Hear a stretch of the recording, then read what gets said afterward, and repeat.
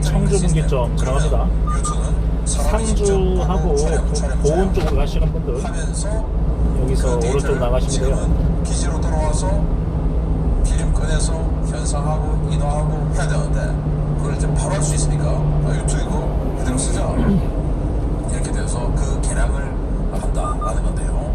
이게 1955년에 실전 배치하기 시작했으니까 지금도 벌써 70년 다 돼가는데 이런 업그레이드를 하게 되면 최소 10년 이상 쓰지 않겠습니까? 그러면 70년 후울증 넘는 80년 가까운 이런 사용하는 정말 최초 베스트셀러가 될 것 같다. 따라서 우리 한국의 오산기지에 유튜브 다 퇴역할 뻔했는데 좀 더 오래 볼 수 있을 것 같다. 착륙할 때 워낙 날개가 기니까 날개가 이제 당연히 닿을 수가 있죠. 그래서 이 스포츠카들이 와서 날개를 받쳐줍니다. 그래서 같이 착륙할 때 날개 받쳐서 양쪽에서 스포츠카들 쉐보레 까마로 뭐 그런 차들로 저는 예전에 봤는데 요즘 어떤 차를 쓰는지 모르겠어요. 그래서 그 스포츠카의 천장에다가 날개를 받치고 이렇게 같이 주행해서 착륙을 하는 그런 모습을 앞으로도 더 볼 수 있게 되겠다라는 생각이 드네요. 자, 일본의 모가미급 이 5,500톤급 구축함인데 이걸 22척 하기로 했어요. 그러다가 중국이 해군력 어마어마하게 증강하는 거 보고 야 모가미급 이거 12척에 스탑하자. 그리고는 나머지 10척 계획했던 거 그건 신급이라고 해서 더 큰 거 6,000톤급으로 해서 그걸 만들자라고 하고 이 모가미급 벌써 7번함 진술했고요. 2025년까지 12척 모두 완료하고 2025년에 바로 그냥 신급 초도함 같이 그냥 진술을 한다라는 계획을 세우고 있는데 국방비가 느닷없이 2배로 올라버린 일본이 그냥 뭐 돈을 주체를 못하는 것 같은 이런 모습인데 정말 이 국방력 강화를 주창하는 한 사람으로서 부럽습니다. 야, 우리나라도 갑자기 국방비 투자 오르면 저 같은 사람 입장에서는 얼마나 행복할까요? 자, 이러한 샤이드 136 드론 이게 프로펠러로 움직여서 시속 180km로 비행을 하니 뭐 운 나쁘면 소총탄에도 기관총에도 그리고 대공포 이런 데 걸리면 격추될 확률이 아주 높죠. 또 날개가 넓적하니까. 그런데 이걸 속도를 좀 더 빠르게 하자 해서 소형 제트 엔진을 집어넣었다 이거죠. 그래서 속도를 최소 3배로 높였다. 그러니까 최소 500km에서 600km 이상 시속으로 그런 정도 날아가는 이런 속도를 만들었으니 앞으로 이란이 만들어서 지금 전선에 우크라이나 전쟁에 투입한다라는 건 아니지만 뭐 그것도 힘하겠죠. 그래서 요거 동영상 아주 짧게 한번 보시겠습니다. 네, 바로 그냥 내려 꽂아버리면서 제법 강한 폭발력을 보여주는데요. 자, 이런 것들이 속도가 훨씬 더 빠른 이런 자폭 드론이 우크라이나 전장에 나타나서 우크라이나의 후방 도시들을 때린다면 정말 우크라이나가 더 힘들어지겠다라는 생각이 드네요. 자, 그런 우크라이나가 참호 러시아가 참호를 어마어마하게 많이 또 길게 파놨죠. 그 교통호들 여러분들 뭐 많이 보셨을 겁니다. 그래서 그 교통호에 쑥 들어가서 사람이 그 교통호도 그냥 일직선으로 쫙 당기는 게 아니죠. 꺾어서 이런 식으로 해놨으니까 한 번 꺾을 때마다 다음 꺾는 지점까지 갈 때 치열한 전투를 벌이고 또 그렇게 해서 화력으로 제압하고 그럼 또 이제 조금 더 전진해서 다음 걷는 데까지 또 치열한 전투하고 뭐 이렇게 해서 조금씩 전진해야 되는데 너무 오래 걸리고 피해도 크죠. 그래서 이런 전투 로봇을 집어넣는다. 그래서 뭐 사이즈나 이런 것들은 전혀 공개되지 않았어요.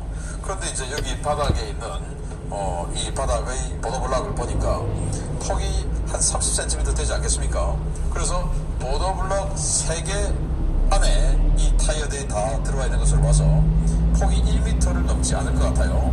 그래서 뭐 7.62mm 기관총이나 뭐 이런 거 장착하고 이제 들어가고 센서 있죠. 그래서 한참 뒤에서 리모컨으로 조작을 하고 뭐 이렇게 해서 이제 공격해 들어가는 참호 전용 전투 로봇인데 야, 이런 거 들어와서 쏘면 러시아군 정말 무섭겠습니다. 소총으로 파괴할 수도 없고 그러면서 저기는 마구마구 소총을 쏘고 그럼 이걸 파괴하려면 RPG-7이나 이런 거 쏴야 되는데 뒤에 우리 동료가 있으니까 후폭풍 때문에 쏘지도 못하겠고 정말 큰일 났네요. 이런 거 만약에 진짜 참으로 들어간다면 이건 정말 효과가 있을 것 같습니다. 자, 주요 소식 들어갑니다. 첫 번째입니다. 최근 미국과 나토가 대규모 전면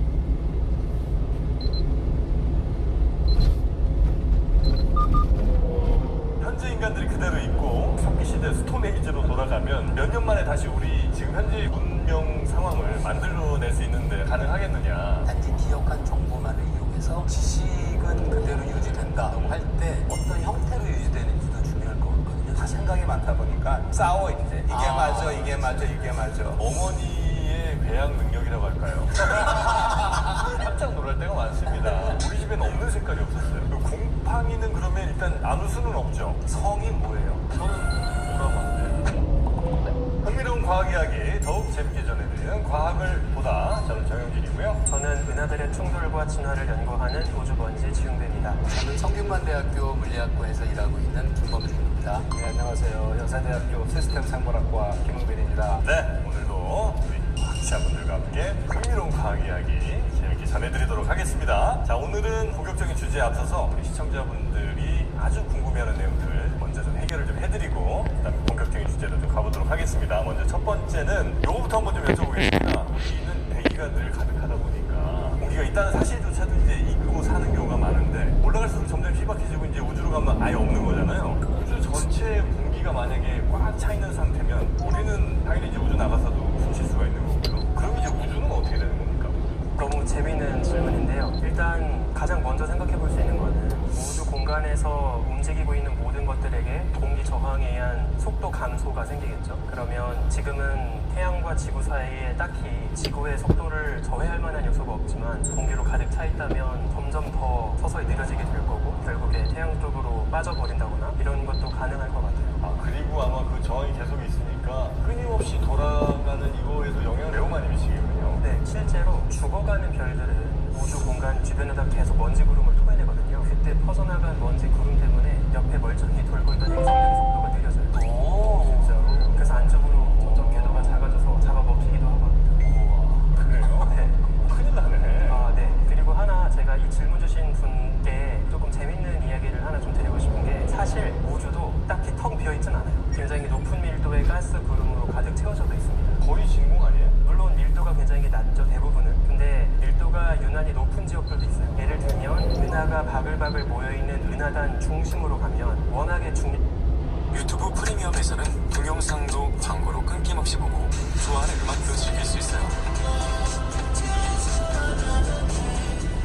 유튜브 프리미엄 구독 하나로 즐기는 다양한 콘텐츠 1개월 무료 체험하세요. 바글바글 모여있는 은하단 중심으로 가면 워낙에 중력이 강하다 보니까 그 주변에 가스 구름들이 높은 밀도로 채워져 있는 거예요. 그거는 주로 어떤 거예요? 주로 수소 그런 것들로 이제 채워져 있는 거죠. 그래서 제가 실제로 논문 쓰고 연구했던 천체 사진을 제가 하나 갖고 왔는데 요렇게 생긴 은하가 있습니다. 이게 뭐냐면 아까 말씀드린 것처럼 가스 밀도로 가득 찬 은하단 공간 속을 은하들도 막 헤엄치고 있습니다. 움직이고 있는 거죠.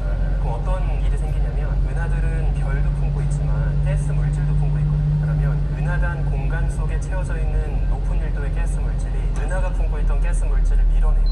그래서 헨젤과 그레텔 뒤로 빵가루 흐르는 것처럼 은하가 자기 궤적을 따라서 자기가 갖고 있던 가스 물질을 다 풀어냅니다. 아, 이게 푸르스름한 게 그 꼬리 같은 게 그런 거야? 네, 맞습니다. 자, 약간 은하 버전의 혜성이라고 볼 수 있어요. 우와, 신기하다. 스카인 것 같네요. 아, 맞아요. 그래서 천문학자들이 이런 애들을 뭐라고 부르냐면 뒤에 약간 촉수 같잖아요. 그래서 해파리 은하라고 불러요. 오, 그렇네. 젤리피쉬 갤럭시라고 합니다. 아, 자기가 갖고 있던 가스는 놓고 네, 자기가 벗겨서 날아가는 거죠. 지금 이 은하는 이쪽 방향으로 진행하고 있는 거예요? 네, 맞습니다. 그래서 흐르는 유체 속에서 움직일 때 받는 압력을 램 압력, 램 프레셔라고 하거든요. 이렇게 벗겨지는 그 과정을 램 프레셔 스트리핑, 램 압력으로 벗겨서 나간다. 속도가 그런 거죠. 아, 네, 은하들 속도는 물론 거리에 따라 다르긴 한데요. 보통 뭐 수백 킬로미터 퍼 세컨드 정도로 움직이기도 합니다. 1초에? 네. 그렇게 빨리 가요? 왜냐면 은하단 중력장이 되게 크기 때문에 은하들도 되게 빠르게 움직이는 거죠.